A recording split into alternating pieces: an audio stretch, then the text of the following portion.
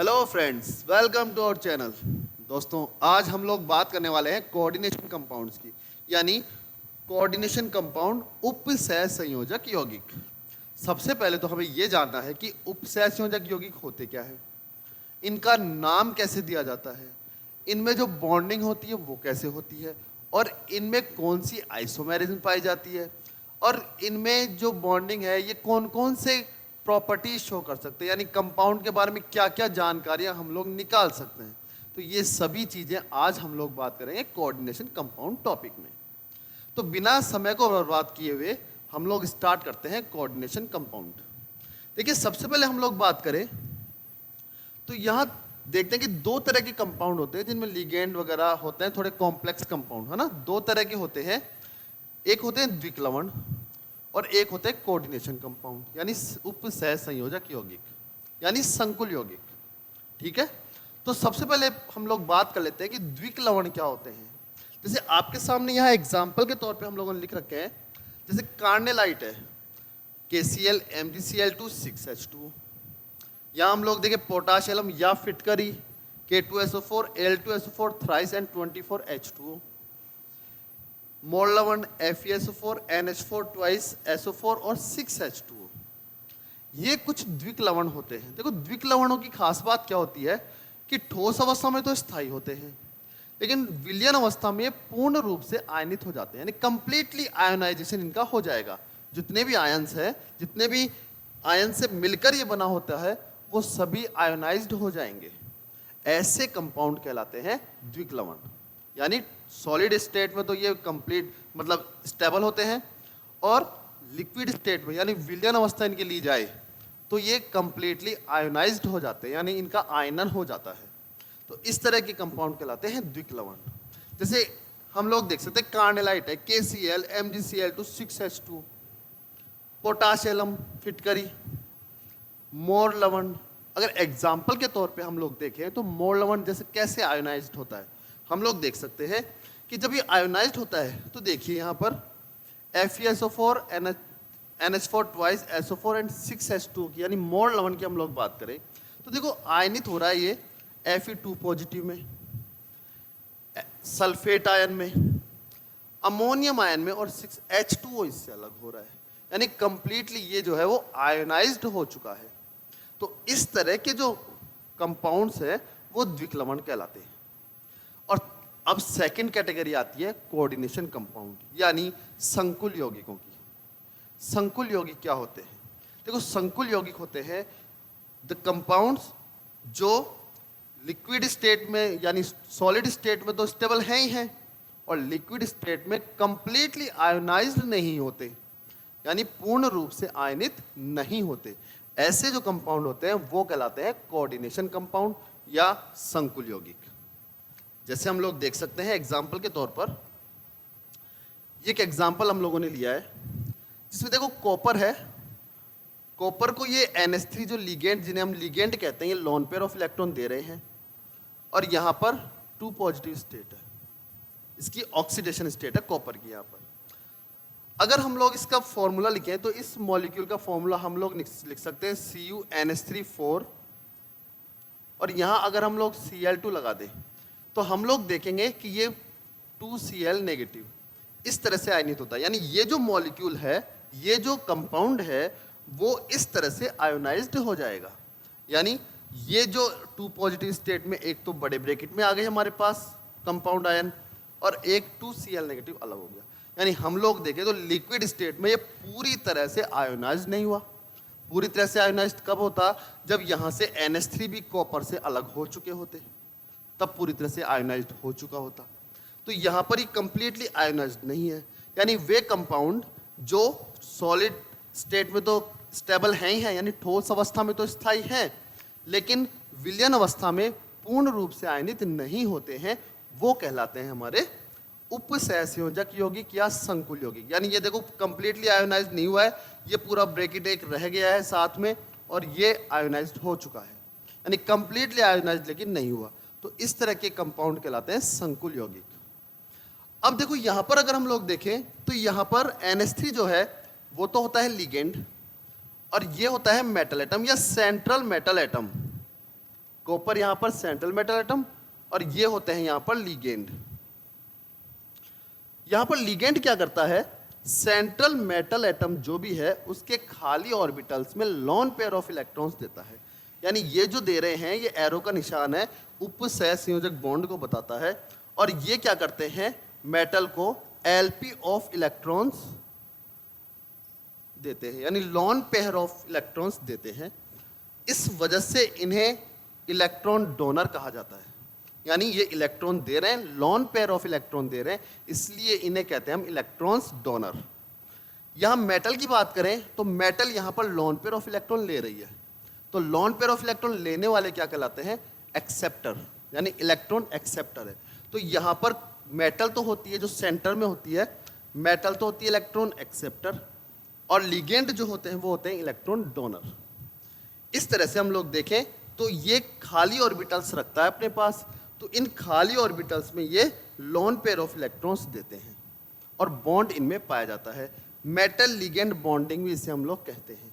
या फिर देखो इस तरह का एरो का जो साइन है वो हम लोग यूज करते हैं उपसह संयोजक यौगिकों में, यानी कोऑर्डिनेशन कंपाउंड से बोलते हैं। उपसह संयोजक जो यौगिक होते हैं उसमें इस तरह का एरो लगाकर हम लोग बॉन्ड बनाते हैं कि यानी यहां से लॉन पेयर कंप्लीटली किस पर ट्रांसफर हो गया, मेटल पर हो गया। तो इस तरह के जो बॉन्ड होते हैं उन्हें कहते हैं उपसह संयोजक बंध, और इसी वजह से इस तरह के जो कंपाउंड्स होते हैं वो कहलाते हैं उपसह संयोजक यौगिक। यानी इस तरह के यौगिकों को उपसह संयोजक, इन संकुल यौगिकों को उपसह संयोजक यौगिक भी हम लोग कहते हैं। वो क्यों कहते हैं, क्योंकि एरो इनमें जो बॉन्ड बन रहा है लिगेंड और मेटल के बीच में वो बन रहा है उपसह संयोजक बॉन्ड। तो इस तरह से ये होते हैं उपसह संयोजक यौगिक। अगर लिगेंड की हम लोग बात करें तो लिगेंड कई तरह से हो सकते हैं, जैसे monodentate, didentate, tridentate, tetradentate, pentadentate, hexadentate, यानी बहुत से डोनर एटम्स इनमें हो सकते हैं। यानी अब सबसे पहले लिगेंड कौन कौन से होते हैं और किस तरह से पाए जाते हैं, किस तरह से इलेक्ट्रॉन डोनेट करते हैं, सबसे पहले उस प्रोसीजर को हम लोग देखते हैं। तो देखो टाइप्स ऑफ लिगेंड के देखें, लिगेंड्स कितने तरह के हो सकते हैं। तो हम लोग यहाँ देखेंगे, फर्स्ट होते हैं monodentate ligand. Monodentate monodentate ligand कौन से होते हैं, जिनमें केवल एक ही डोनर एटम होता है, यानी एक ही दाता परमाणु होता है, वो सभी लिगेंड कहलाते हैं मोनोडेंटेड लिगेंड। जैसे H2O है, H2O में हमें पता है लॉन पेयर ऑफ इलेक्ट्रॉन जो मेटल को देता है वो कौन देता है, ऑक्सीजन देता है। तो ऑक्सीजन यहाँ पर क्या है, डोनर एटम है। अब डोनर एटम है, इसका अब ये लॉन पेयर ऑफ इलेक्ट्रॉन यहाँ दे रहा है, तो यहाँ लेकिन एक ऑक्सीजन ही है जो लॉन पेयर ऑफ इलेक्ट्रॉन दे रहा है। तो इस तरह के जो लिगेंड होते हैं जिनमें केवल एक डोनर एटम होता है या केवल एक दाता परमाणु होता है, वो कहलाते हैं मोनोडेंटेड, यानी एक दंतुक लिगेंड। इन्हें हिंदी में हम लोग बोलते हैं एक दंतुक लिगेंड, जिनमें एक दाता परमाणु होता है। जैसे OH नेगेटिव की बात करें हम लोग, यहाँ पर भी एक ऑक्सीजन ही दाता परमाणु है, तो इस तरह के लिगेंड भी क्या होते हैं, मोनोडेंटेड। अगर हम लोग बात करें NH3 लिगेंड की अगर बात करें तो देखो यहाँ पर भी नाइट्रोजन एकमात्र दाता परमाणु है, यानी डोनर एटम है, तो इसलिए ये भी कैसा हुआ, एक दंतुक, यानी मोनोडेंटेड लिगेंड हुआ।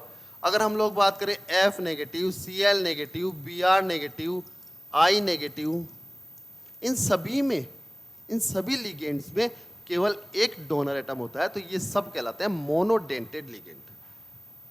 और अगर एग्जांपल हम लोग देखें तो सेकंड आता है हमारे पास डाइडेंटेड लिगेंड, यानी द्विदंतुक लिगेंड।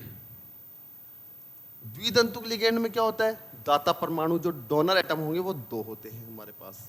जैसे अगर हम लोग लिखते हैं CO और COO नेगेटिव, देखो अगर यहाँ पर H होता इन दोनों जगह पर तब तो ये क्या था, ऑक्जेलिक एसिड, लेकिन अब नहीं है और नेगेटिव चार्ज लगा, यानी हाइड्रोजन यहाँ से बाहर निकल चुका है। इस कंडीशन में अब ये है ऑक्सलेटो आयन, यानी ऑक्सलेटो लिगेंड, इसे हम लोग कहते हैं ऑक्सलेटो लिगेंड। अब देखो इसमें दोनों ही ऑक्सीजन एटम ऐसे हैं जो लॉन पेयर ऑफ इलेक्ट्रॉन देते हैं मेटल को, तो इस तरह के जो लिगेंड होते हैं वो क्या कहलाते हैं? डाइडेंटेड लिगेंड। हम लोग एग्जाम्पल लेकर देखें, CH2, CH2, NH2 और NH2, यानी एथिलीन डाइमीन, जिसे हम लोग कह सकते हैं एथेन 1,2 डाइमीन। अगर इसमें भी देखें तो दो नाइट्रोजन एटम है और दोनों ही नाइट्रोजन एटम मेटल को लोन पेयर ऑफ इलेक्ट्रॉन देते हैं। तो इस तरह से ये भी कैसा लिगेंड हुआ? एक डाइडेंटेड। यानी मोनोडेंटेड लिगेंड में एक डोनर एटम होता है, डाइडेंटेड में दो इलेक्ट्रॉन डोनर एटम होते हैं, तो वो डाइडेंटेड लिगेंड कहलाते हैं। अगर हम लोग आगे और देखें तो हमारे पास आएंगे ट्राइडेंटेड लिगेंड। ट्राइडेंटेड, अब तो नाम से पता लग गया होगा कि ट्राइडेंटेड जो लिगेंड होते हैं उनमें डोनर एटम कितने होंगे? 3। जैसे अभी हमने लिखा CH2, CH2, NH2 and NH2। अगर यहां पर हम लोग एक हाइड्रोजन को हटाकर और CH2, CH2 और NH2 कर दें, मान लीजिए ऐसा कोई लिगेंड हो, तो यहां पर डोनर एटम अब कितने हैं? देखो, एक नाइट्रोजन, दूसरा नाइट्रोजन और तीसरा नाइट्रोजन। तीनों ही नाइट्रोजन अगर लोन पेयर ऑफ इलेक्ट्रॉन दे और बॉन्ड बनाते हैं मेटल के साथ, तो वो कहलाता है ट्राइडेंटेड लिगेंड, यानी 3 इसमें डोनर एटम होंगे। इसी तरह से अगर हम लोग आगे देखें तो हम लोग ले सकते हैं टेट्राडेंटेड लिगेंड।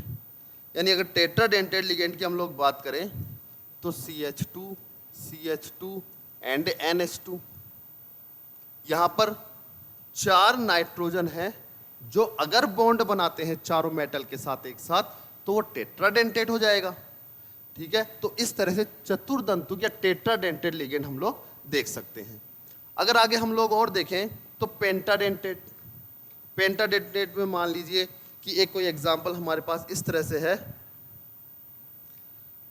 कि हम लोग यहां देखें पेंटाडेंटेड लिगेंड के बारे में,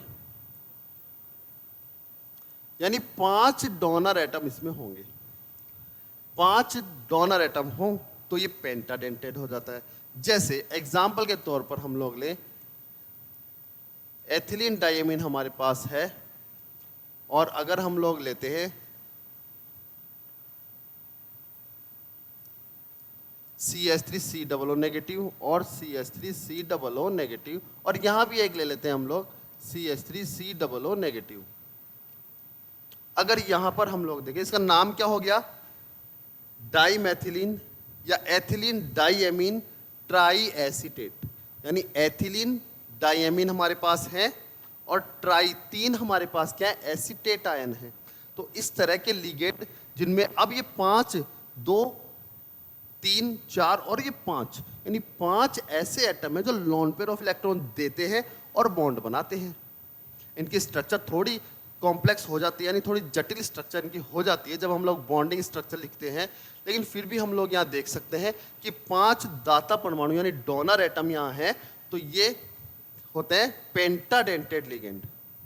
अगर और हम लोग देखें, अगर एक और बढ़ जाता है यहाँ पर हमारे पास डोनर एटम, यानी CH3 एंड COO नेगेटिव, अगर ये डोनर एटम यहाँ बढ़ गया तो ये हमारे पास इस वक्त हो जाता है हेक्साडेंटेड लिगेंड, यानी षट दंतुक लिगेंड। यानी 6 डोनर एटम हमारे पास यहाँ है जो मेटल के साथ बॉन्ड बनाते हैं लोन पेयर ऑफ इलेक्ट्रॉन्स देकर के। तो इस तरह के जो लिगेंड है, बहुत से लिगेंड, जितने डोनर एटम होंगे उतने ही टाइप के लिगेंड हो जाते हैं। तो इस तरह से हम लोग कुछ एग्जाम्पल्स के थ्रू देख रहे हैं कि कितने तरह के लिगेंड हो सकते हैं और कितने तरह से ये मेटल से जुड़ सकते हैं। तो अगर एक ही डोनर एटम है तो मोनोडेंटेड ज़्यादातर यही काम में आते हैं, या फिर डाइडेंटेड ज़्यादातर काम में आते हैं जिनमें 2 डोनर एटम होते हैं। अगर 3 होंगे ट्राइडेंटेड, 4 होंगे टेट्रा, पेंटा, हेक्साडेंटेड। इस तरह से लिगेंड डोनर एटम के आधार पर बढ़ते जाते हैं। अगर हम लोग आगे बात करें तो एक होते हैं उभय दंतुक लिगेंड, यानी एम्बीडेंटेड लिगेंड। एम्बीडेंटेड का मतलब उभय दंतुक लिगेंड। जैसे हम लोग देखें, अभी तक जितने भी लिगेंड हम लोगों ने देखे उन सभी में डोनर एटम कितने थे? 1, 2, 3, 4, 5, 6 जो भी है। अब कई बार क्या होता है, लेकिन जो डोनर एटम थे और वो सभी बॉन्ड बना रहे थे। अभी तक जितने भी एग्जाम्पल हमने देखे उनमें जितने भी डोनर एटम थे वो सभी बॉन्ड बना रहे थे, लेकिन मान लीजिए ऐसा हो कि डोनर एटम तो दो हो, लेकिन बॉन्ड एक बार में एक ही बनाता हूं, तो उस तरह के लिगेंड होते हैं एम्बीडेंटेड, यानी उभय दंतुक लिगेंड। फॉर एग्जांपल जैसे साइनो, अगर साइनाइड की बात करें हम लोग, अब यहां पर कार्बन भी दाता परमाणु होता है, याद रखना। Cn, जो Cn नेगेटिव लिगेंड यानी साइनो जो लिगेंड है उसमें डोनर एटम है कार्बन। और अगर हम लोग बात करें आइसोसाइनो यानी इस तरह की स्ट्रक्चर, तो इसमें डोनर एटम होता है नाइट्रोजन। यानी अब देखो बॉन्ड दोनों ही डोनर एटम है यहां पर, यानी कार्बन भी लोन पेयर देता है, नाइट्रोजन भी लोन पेयर देता है, लेकिन एक बार में किसी एक कंपाउंड में एक ही जुड़ा हुआ है। दोनों एक साथ बॉन्डिंग में भाग नहीं ले रहे, दोनों एक साथ बॉन्डिंग नहीं कर रहे। तो इस तरह से अगर दो डोनर एटम होते हैं लेकिन बॉन्डिंग में भाग एक ही लेता है, तो वो होते हैं अपने पास एम्बिडेंटेड। हाँ, ये जरूर है, इसमें ये बात जरूर आप लोगों को याद रखनी है कि दोनों सेम नहीं होते हैं, अलग अलग होते हैं। दोनों सेम, जैसे आप कहेंगे कि ऑक्सलेटो है, सी एथिलीन डाइएमीन है, दोनों नाइट्रोजन थे, दोनों बॉन्ड बना रहे थे, अगर एक ही बना ले तो हो जाएगा क्या? नहीं होगा। दोनों डोनर एटम अलग अलग है, तो डोनर एटम अलग अलग हो लेकिन बॉन्ड एक ही बनाता हो, तो उस तरह के जो लिगेंड होते हैं वो होते हैं एम्बिडेंटेड लिगेंड, यानी उभय दंतुक लिगेंड। अगर हम लोग कुछ एग्जांपल और लें, जैसे मेटल है, NO2 है जो नाइट्रो ग्रुप है, वो भी बॉन्ड बनाता है। अब यहां पर डोनर एटम है नाइट्रोजन, लेकिन अगर मान लीजिए इस तरह से जुड़ा हुआ है M और ONO के रूप में, तो यहां पर हम देख सकते हैं कि जो डोनर एटम है वो क्या है? ऑक्सीजन, जबकि नाइट्रोजन भी है इसमें, लेकिन बॉन्ड एक ही बना रहा है, ऑक्सीजन। तो इस तरह के लिगेंड कैसे हैं? उभय दंतुक, यानी एम्बिडेंटेड लिगेंड हो गए।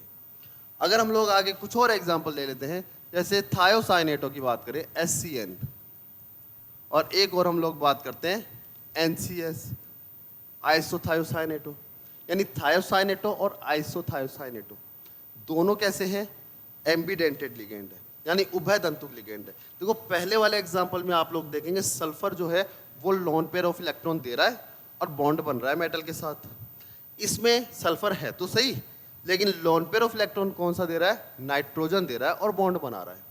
तो इस तरह के जो लिगेंड होते हैं वो होते हैं एम्बिडेंटेड लिगेंड, यानी उभय दंतुक लिगेंड। तो यहां पर कुछ लिगेंडों की हमने बात की। इनके अलावा एक और लिगेंड होते हैं कीलेट लिगेंड, यानी हम लोग बात करें कीलेट लिगेंड। कीलेट लिगेंड यानी ये जो अभी तक हम लोगों ने बात की है, जितने भी तरह के लिगेंड वो कंपाउंड बनाते हैं, स्टेबल भी होते हैं, अनस्टेबल भी होते हैं। लेकिन अगर बात करें कीलेट लिगेंड वाले जो कंपाउंड होते हैं, उनमें क्या होता है? कंपाउंड पूरा स्टेबल खूब होता है, यानी बहुत स्टेबल होता है। उसका रीजन ये होता है कि देखो कीलेट लिगेंड की हम लोग बात कर रहे हैं, यहां पर क्या होता है? किसी भी मेटल से जब डाइडेंटेट या पॉलीडेंटेट लिगेंड, यानी बहुत ज्यादा दाता परमाणु हो, डोनर एटम ज्यादा हो, वो लिगेंड जब जुड़ते हैं, जैसे हम लोग यहां देखें NH2 मान लीजिए जोड़ देते हैं, CH2, यहां पर हमने एथिलीन डाइएमीन जोड़ दिया, और यहां भी हम लोग जोड़ देते हैं एथिलीन डाइएमीन, यानी NH2, NH2, CH2 and CH2, और ये नाइट्रोजन जो है वो बॉन्ड बना रहे हैं मेटल के जो वैकेंट ऑर्बिटल्स हैं उनमें लॉन पेयर ऑफ इलेक्ट्रॉन देकर के। तो यहां हम लोग अच्छे से देखते हैं कि एक वलय संरचना बन रही है इसकी, यानी चक्रीय संरचना बन रही है। तो इस तरह के यौगिक जो होते हैं वो बाकी जो लिगेंड होते हैं उनके बने हुए यौगिक जो होते हैं उनसे ज्यादा स्टेबल होते हैं।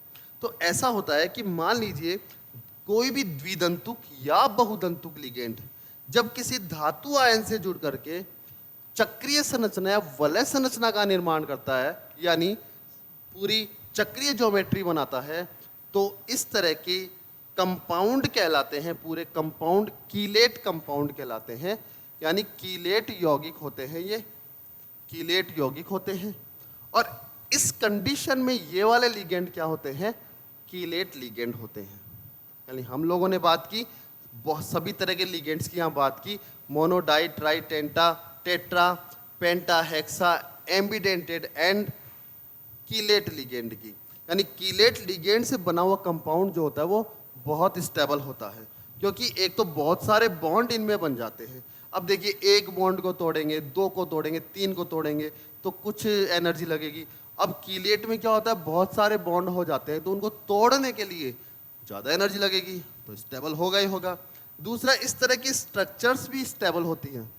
तो इस तरह की स्ट्रक्चर्स में जब ये बना लेते हैं कंपाउंड के साथ, यानी किसी भी मेटल के साथ, तो वो ऑलरेडी कंपाउंड क्या हो जाता है, स्टेबल हो जाता है। तो इस तरह से हम लोग बात करें तो ये होते हैं लिगेंड्स। आगे हम लोग देखें तो देखो कुछ होते हैं अपना हमारे पास उपसेस। अब देखते हैं जो कोऑर्डिनेशन कंपाउंड होते हैं उनमें ये कैसे कैसे यौगिक होते हैं और यानी कंपाउंड होते हैं, किस तरह से बॉन्ड बनते हैं और क्या क्या नाम, थोड़े जो लिगेंड वगैरह है कितने जुड़ रखे हैं, क्या क्या नाम हम लोग देते हैं। तो यहाँ सबसे पहले हम लोग बात करेंगे, सबसे पहले हम लोग बात करते हैं उपसह संयोजन संख्या की। उपसह संयोजन संख्या यानी कोऑर्डिनेशन नंबर, उपसह संयोजन संख्या। उपसह संयोजन संख्या क्या होती है, सबसे पहले इसको समझते हैं। देखो, कोई भी मेटल, किसी भी कॉम्प्लेक्स कंपाउंड में कोई भी मेटल अपने चारों ओर जितने लिगेंड से घिरा हुआ है ना, वो ही उसकी क्या कहलाती है, कोऑर्डिनेशन नंबर। जैसे अभी हम लोग बात करें FeCN6 और 4 नेगेटिव की, कोई भी कॉम्प्लेक्स आयन है। अब यहां पर देखो, आयरन जो है वो कितने लिगेंड से घिरा हुआ है, यानी कितने लिगेंड बॉन्ड बना रहे हैं आयरन से, 6 लिगेंड। तो यहाँ इसकी कोऑर्डिनेशन नंबर कितनी हो गई आयरन की, 6, यानी कोऑर्डिनेशन नंबर इसका हो गया 6। अगर जैसे मान लीजिए हम लोग बात करें, अभी एग्जांपल लिया था CuNH3 4 2 पॉजिटिव, कोई भी आयन है कॉम्प्लेक्स आयन, इसमें कॉपर कितने लिगेंड से घिरा हुआ है, 4 लिगेंड, यानी 4 लिगेंड कॉपर से बॉन्ड बना रहे हैं। तो इस तरह से कॉपर का कोऑर्डिनेशन नंबर यहां कितना हो गया, 4। और एग्जांपल हम लोग देखते हैं, जैसे मान लीजिए COEN थ्राइस, ये कोई कंपाउंड है, कॉम्प्लेक्स कंपाउंड। अब यहां पर देखिए, ये जो ईन है, ईन हम लोग कहते हैं एथिलीन डाइएमीन, यानी एथेन 1,2 डाइएमीन को हम लोग कहते हैं ईन। इसको शॉर्ट में हम लोग कहते हैं ईन। यहां पर हम लोग देखें तो जो कोबाल्ट है, कोबाल्ट मेटल है, कितने लिगेंड यानी 3 द्विदंतुक यानी डाइडेंटेड लिगेंड से घिरा हुआ है। अब हम जब भी कोई डाइडेंटेड लिगेंड से अगर कोई मेटल बॉन्ड बना रही है तो उसका कोऑर्डिनेशन नंबर को हम लोग 2 से गुना करते हैं, यानी जितना लिगेंड से वो जुड़े हुआ है उस संख्या को हम लोग 2 से मल्टीप्लाई करते हैं, तो वो उसका कोऑर्डिनेशन नंबर होता है। तो यहाँ पर देखो, 3 एथिलीन डाइमीन से ये बॉन्ड बना रहा है, तो यहाँ पर इस 3 नंबर को हम लोग 2 से मल्टीप्लाई करेंगे, यानी 3 × 2, तो यहाँ पर कोऑर्डिनेशन नंबर आ गया 6। और अगर एग्जाम्पल के तौर पर हम लोग देखें, जैसे मान लीजिए CO ऑक्स, ऑक्स का मतलब यहाँ पर हमारे पास है ऑक्जेलेटो, यानी ऑक्जेलिक अम्ल, जो ऑक्जेलेटो की अभी हम लोगों ने बात की थी, OX, उसको शॉर्ट में हम लोग लिखते हैं। अब अगर यहाँ पर हम लोग देखें तो कितने लिगेंड से बॉन्ड बना रहा है, 2 ऑक्जेलेटो, लेकिन ऑक्जेलेटो हमें पता है डाइडेंटेड लिगेंड है, तो इसके कोऑर्डिनेशन, इसके जो नंबर है टोटल नंबर, उसको हम 2 से मल्टीप्लाई करेंगे तो इसका हमारे पास कोऑर्डिनेशन नंबर आ जाएगा। अगर यहाँ पर 3 होता तो हम लोग 6 लिख देते।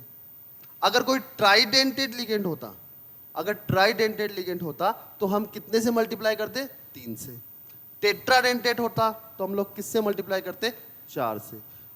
इसी तरह से जगह एग्जाम्पल में हम लोग लिखते थे COEDTA लिख दिया, यानी ethylene diamine tetra acetate, ethylene diamine tetra acetate, जिसको अभी हम लोगों ने देखा था किस टाइप का लिगेंड होता है, वो हेक्साडेंटेड, यानी 6 षटदंतुक लिगेंड होता है, यानी 6 दाता परमाणु इसमें होते हैं।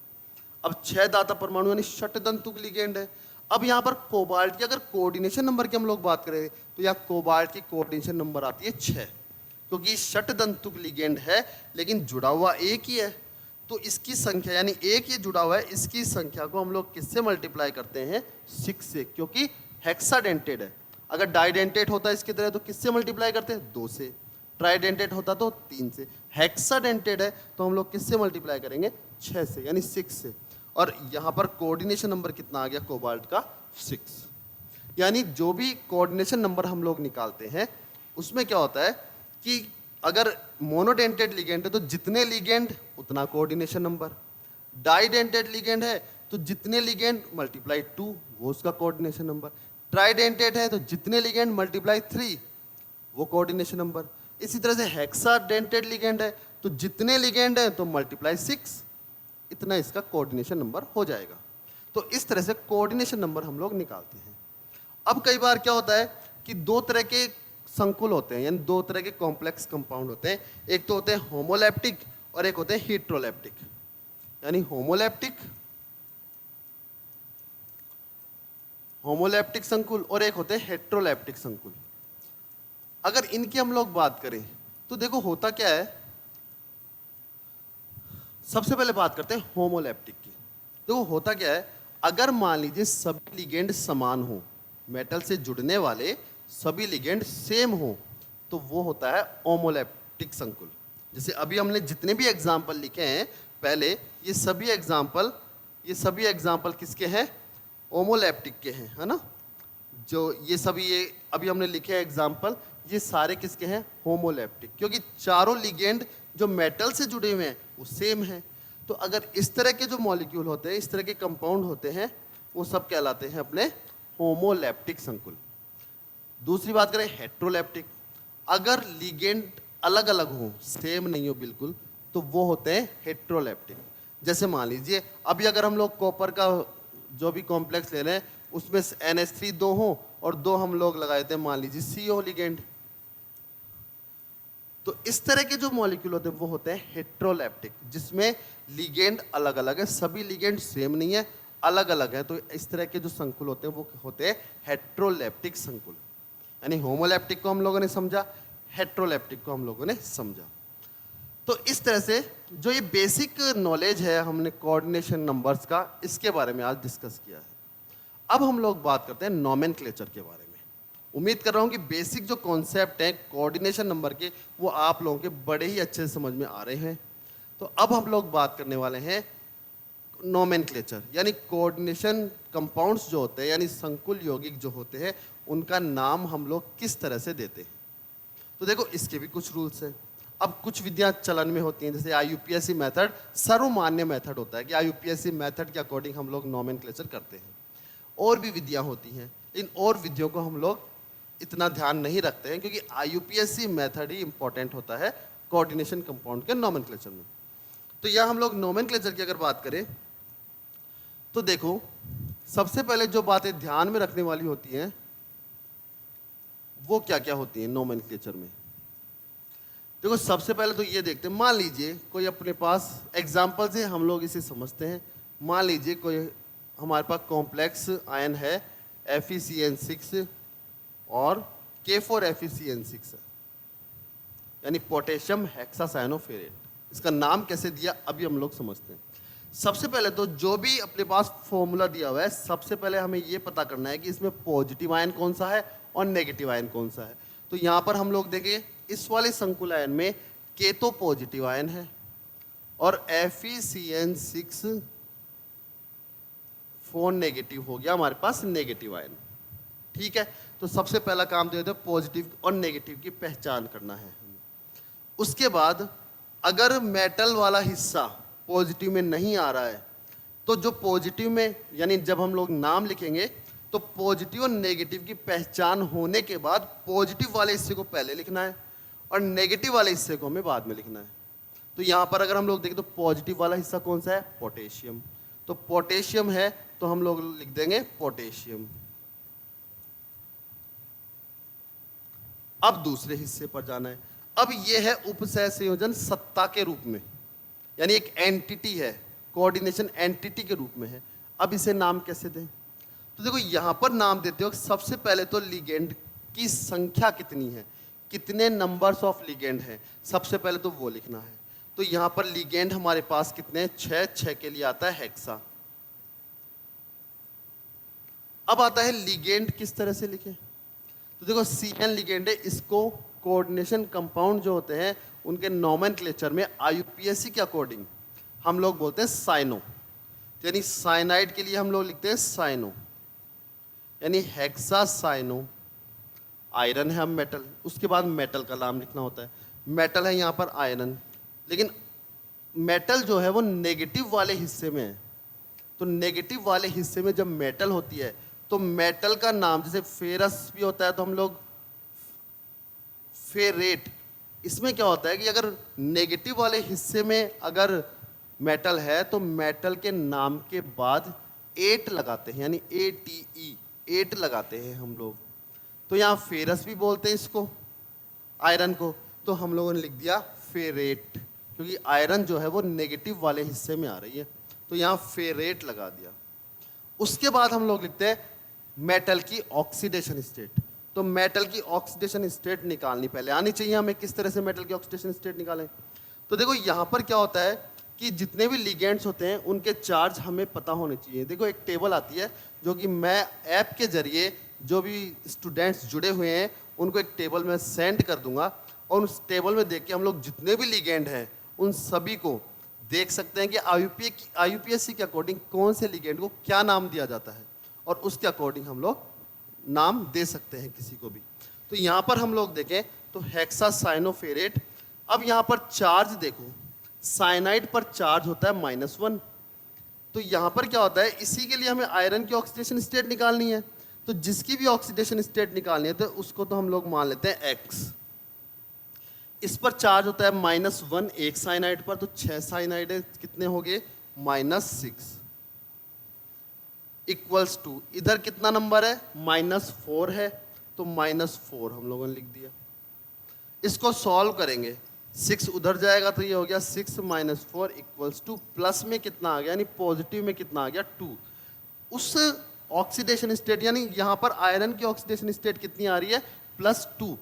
इसे हम लोग रोमन संख्या में ब्रैकेट में लगाकर लिखते हैं, यानी रोमन संख्या में हम लोगों ने लिख दिया ब्रैकेट में लगाकर ये। इस तरह से हम लोग नाम देते हैं। तो सबसे पहले सारी चीज़ एक बार फिर से रिवाइज करा देता हूँ। सबसे पहले हमें क्या करना है, पॉजिटिव और नेगेटिव आयंस की पहचान करनी है कि पॉजिटिव कौन सा है और नेगेटिव कौन सा है। तो यहाँ पर हम लोग देख सकते हैं पोटेशियम वाला हिस्सा पॉजिटिव है, बाकी ये वाला हिस्सा क्या है, नेगेटिव। पॉजिटिव वाले हिस्से को हमें पहले लिखना है और नेगेटिव वाले हिस्से को हमें बाद में लिखना है। अगर नेगेटिव वाले हिस्से में अब नाम किस तरह से, जैसे उपसहसंयोजन सत्ता आ गई तो नाम किस तरह से दें, तो इसका नाम हम लोग दे सकते हैं FeCN6, यानी साइनाइड कितने हैं, 6। तो सबसे पहले लिगेंड की संख्या, उसके बाद लिगेंड का नाम, और उसके बाद मेटल का नाम। और अगर मेटल नेगेटिव वाले हिस्से में आ रही है तो हमने क्या लगा दिया, 8 लगाना है नाम के बाद। उसके बाद ब्रैकेट में मेटल की ऑक्सीडेशन स्टेट लिखनी है। इस तरह से हम लोग नाम दे सकते हैं। मान लीजिए एक और एग्जांपल लें, जैसे अभी हम लोगों ने लिया था CuNH3 Cl2। अब यहाँ पर नाम देने से पहले सबसे पहले हमें क्या करना है, पॉजिटिव और नेगेटिव आयंस की सबसे पहले पहचान करनी है। अगर यहाँ पॉजिटिव और नेगेटिव आयंस के रूप में इसको लिखें तो यहाँ पर हो गया CuNH3, ये हिस्सा यहाँ जाएगा और ये संख्या यहाँ आती है, यानी +2, और Cl क्या है हमारे पास, नेगेटिव। अब यहाँ पर देखो हम लोग देखें तो सबसे पहले हमें क्या करना है, पॉजिटिव वाले का नाम देना है, उसके बाद नेगेटिव वाले का नाम देना है। लेकिन यहाँ पर समस्या ये है कि पॉजिटिव वाले हिस्से में अब क्या आ गई, मेटल आ गई। तो सबसे पहले नाम कैसे देंगे, सबसे पहले तरीका वही है, पहले लिगेंड की संख्या, फिर लिगेंड का नाम, फिर मेटल का नाम, फिर मेटल की ऑक्सीडेशन स्टेट, तरीका वही रहेगा। तो यहाँ पर क्या होता है कि सबसे पहले लिगेंड की संख्या, कितने लिगेंड है, 4, यानी 4 के लिए हम लोग लिखते हैं टेट्रा। NH3 को हम लोग कहते हैं एमीन, टेट्रा एमीन। अब देखो कॉपर, अब कॉपर यहाँ पॉजिटिव वाले हिस्से में है, नेगेटिव वाले में नहीं है। अगर नेगेटिव वाले हिस्से में होता जब तो हम लोग नाम के बाद 8 लगाते, लेकिन यहाँ पॉजिटिव वाले हिस्से में तो 8 नहीं लगेगा। तो यहाँ हम लोग क्या लिखेंगे, कॉपर, जो इसका नाम है मेटल का वो लिख देंगे। उसके बाद हम लोग देखें तो अब आता है मेटल की ऑक्सीडेशन स्टेट। अब मेटल की ऑक्सीडेशन स्टेट हम लोग निकाल सकते हैं, कि जैसे यहाँ पर जिसकी भी ऑक्सीडेशन स्टेट निकालनी उसको मान लिया हम लोगों ने X प्लस NH3 यानी एमीन लिगेंड जो होता है उस पर चार्ज होता है 0, यानी कोई चार्ज नहीं, उदासीन लिगेंड होता है ये। तो उस कंडीशन में हम लोग देखें तो यहाँ पर 4 हो चाहे 1 हो, सभी के लिए क्या आ जाएगा 0, इक्वल्स टू हमारे पास कितना है +2, यानी X की वैल्यू यहाँ कितनी आ गई +2, यानी कॉपर की ऑक्सीडेशन स्टेट कितनी आ गई +2, जिसे हम लोगों को क्या करना है ब्रैकेट में रोमन संख्या में लगाकर लिखना है। अब लास्ट में क्या बच रहा है हमारे पास क्लोराइड, तो हम लोगों ने क्लोराइड को क्लोराइड लिख दिया। इस तरह से नाम हम लोग दे सकते हैं। तो यानी दोनों तरह के एग्जाम्पल आपको लिखा है कि अगर मेटल इधर आती है पॉजिटिव हिस्से में तो किस तरह से नाम देना है, अगर मेटल नेगेटिव हिस्से में आती है तो किस तरह से नाम हम लोग दे सकते हैं। ये इन एग्जाम्पल से हम लोग समझ सकते हैं। अगर हम लोग और एग्जाम्पल लेकर देखें तो हम लोग और देख सकते हैं यहाँ पर, जैसे मान लीजिए FeCO6 और हम लोग ले लेते हैं 3 पॉजिटिव, या फिर हम लोग ले लेते हैं यहाँ पर Cl3। अब यहाँ पर हमें मेटल का नाम देना है, यानी कॉम्प्लेक्स का नाम देना है। तो देखो सबसे पहले ये देखना है कि पॉजिटिव हिस्सा कौन सा है और नेगेटिव हिस्सा कौन सा है।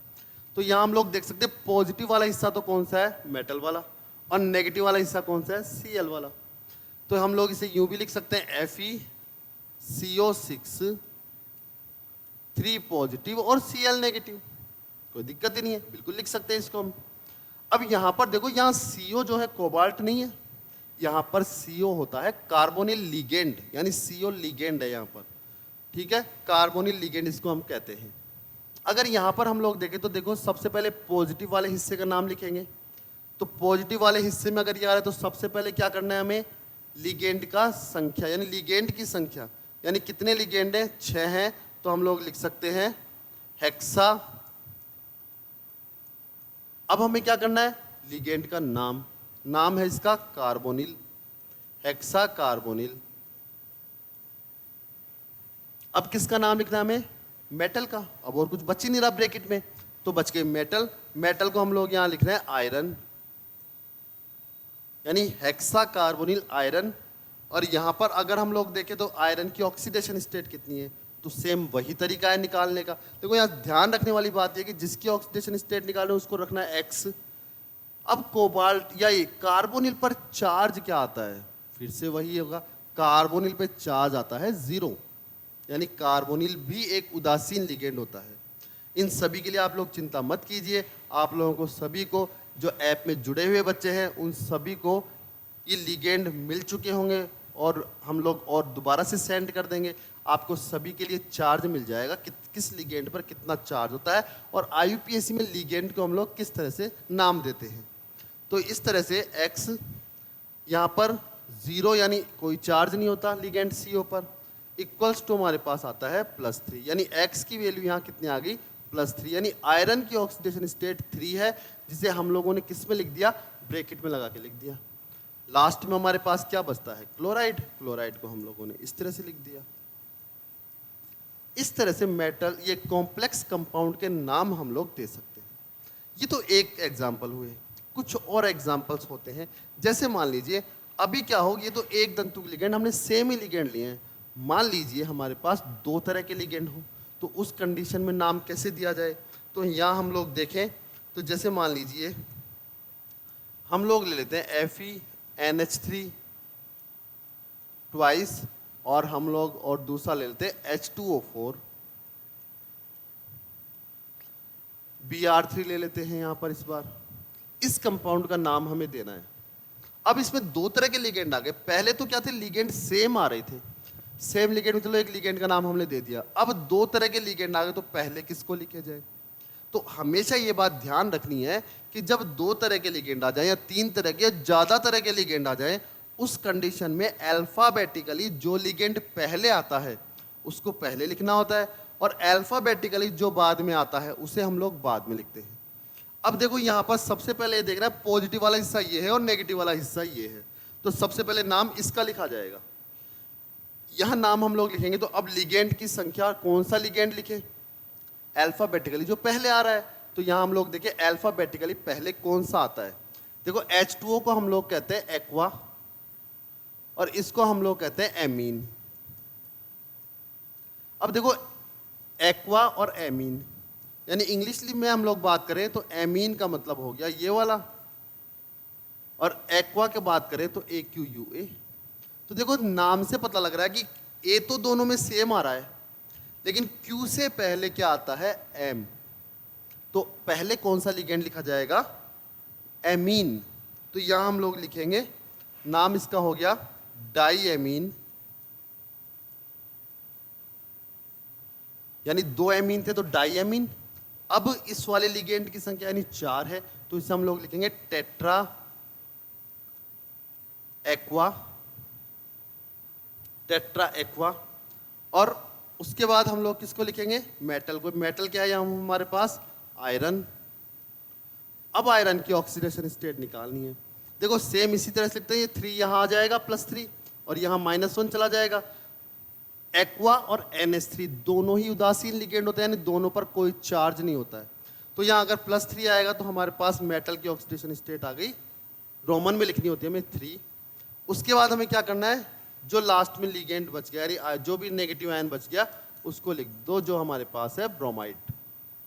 इस तरह से हम लोग क्या कर सकते हैं नाम दे सकते हैं मेटल इस किसी भी कॉम्प्लेक्स कंपाउंड को जिसमें अगर एक से ज़्यादा लिगेंड आ रहे हो तो भी हम लोगों को नाम देना है। तो किस तरह से देंगे पहले अल्फ़ाबेटिकली ये चेक करेंगे कि कौन सा लिगेंड पहले आता है और कौन सा लिगेंड बाद में आता है अल्फ़ाबेटिकली उसके अकॉर्डिंग हमें नाम देना है। तो पहले उनकी संख्या फिर लिगेंड का नाम और फिर मेटल का नाम। तो इस तरह से हम लोग इस तरह के कुछ एग्जाम्पल्स ले सकते हैं जिसमें हम लोग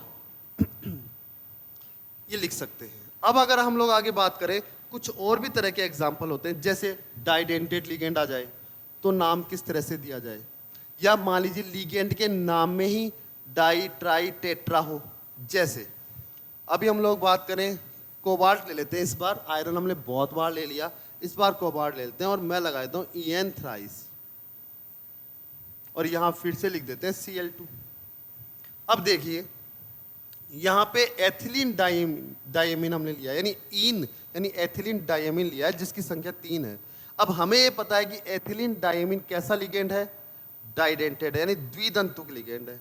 और दूसरी बात यह है तो द्विदंतुक लिगेंड है तो हम लोगों ने 3 संख्या लगाई है ना। अब दूसरी बात है कि चलो संख्या तो हम लोग लिख देंगे लेकिन इसके नाम में क्या है एथिलीन डाइएमीन यानी नाम में ही क्या आ रहा है इसके डाई आ रहा है। तो नाम में अगर किसी लिगेंड के डाई ट्राई टेट्रा ये आते हैं तो उससे पहले उसके नाम से पहले उसके नाम को तो क्या करते हैं ब्रैकेट में लिखते हैं। जैसे एथिलीन डाइएमीन है एथिलीन डाइएमीन कितने हैं 3 है हमारे पास। अब इसके नाम में ही हमारे पास आ रहा है डाई। तो जितनी संख्या होती है ना वो उसके नाम से पहले अगर 2 है संख्या तो 2 के लिए आता है 20। अगर 3 है तो 3 के लिए आता है ट्रिस। अगर 4 है तो 4 के लिए आता है टेट्राकिस यानी 20 ट्रिस टेट्राकिस। इस तरह से नंबर हम लोग लिखते हैं। तो यहाँ पर देखो लिगेंड का नाम तो हमें पता है एथिलीन डाइएमीन लेकिन लिगेंड की संख्या पहले लिखनी होती है। अब इसके नाम में डाई आ रहा है लेकिन लिगेंड की संख्या यहाँ पर क्या है 3। तो 3 के लिए हम लोग क्या लिखेंगे ट्रिस यानी ट्रिस एथिलीन डाइएमीन और लास्ट में हमारे पास क्या है कोबाल्ट। कोबाल्ट यहाँ पर कोबाल्ट की ऑक्सीडेशन स्टेट हम लोग निकाल सकते हैं कितनी आ रही है। हमारे पास कोबाल्ट की ऑक्सीडेशन स्टेट आ रही है 2 और बाद में हमें लिखना है क्लोराइड। इस तरह से कोऑर्डिनेशन कंपाउंड को हम लोग नाम दे सकते हैं यानी द्विदंतुक या त्रिदंतुक कैसे भी लिगेंड हो अगर लिगेंड के नाम में ही डाई ट्राई टेट्रा आता है तो उसके उनकी संख्या के अकॉर्डिंग अगर उनकी संख्या 2 है तो 20 3 है तो ट्रिस और 4 है तो टेट्राकिस। मान लीजिए यहाँ पर अगर हम लोग देखें अगर यहाँ पर मान लीजिए इन यानी इन की संख्या 2 होती तो हमें क्या लगाना था यहाँ पर ट्रिस की जगह हम लोग लगाते यहाँ 20। इस तरह से हम लोग नाम दे सकते हैं कोऑर्डिनेशन कंपाउंड का। तो कोऑर्डिनेशन नंबर कंपाउंड जितने भी होते हैं उनका आईयूपीएसी नोमेनक्लेचर कैसे होता है उसको आज हम लोगों ने समझा है।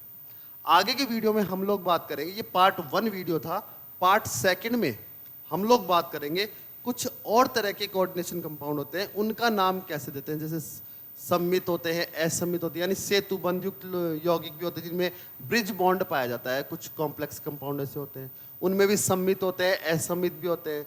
कुछ होते हैं मेटल मेटल बॉन्ड पाए जाते हैं जिनमें, है ना, उनमें भी सम्मित असम्मित यानी सिमेट्रिक एसिमेट्रिक कंपाउंड्स होते हैं। आगे हम लोग देखेंगे कि अगर हमारे पास कंपाउंड दिया हुआ है, जैसे मान लीजिए नाम दिया हुआ है अगर कंपाउंड का, तो इसका फॉर्मूला कैसे लिखें। तो इन सभी बातों का हम लोग जिक्र करेंगे पार्ट 2 में, यानी कोऑर्डिनेशन कंपाउंड का जो सीरीज चल रही है उसमें पार्ट 2 में हम लोग इस चीज का जिक्र करेंगे। उम्मीद कर रहा हूं दोस्तों बड़े ही अच्छे से आप लोग समझ में आया होगा। मैंने पूरी कोशिश की है आप लोगों को इस सभी कॉन्सेप्ट बड़े ही आसान शब्दों में और बड़े ही अच्छे से समझाने की। फिर भी अगर आपको समझ में नहीं आता है तो वीडियो को पूरा देखें, बिल्कुल भी स्किप नहीं करें, और अगर पसंद आता है तो लाइक शेयर एंड सब्सक्राइब जरूर करें। धन्यवाद।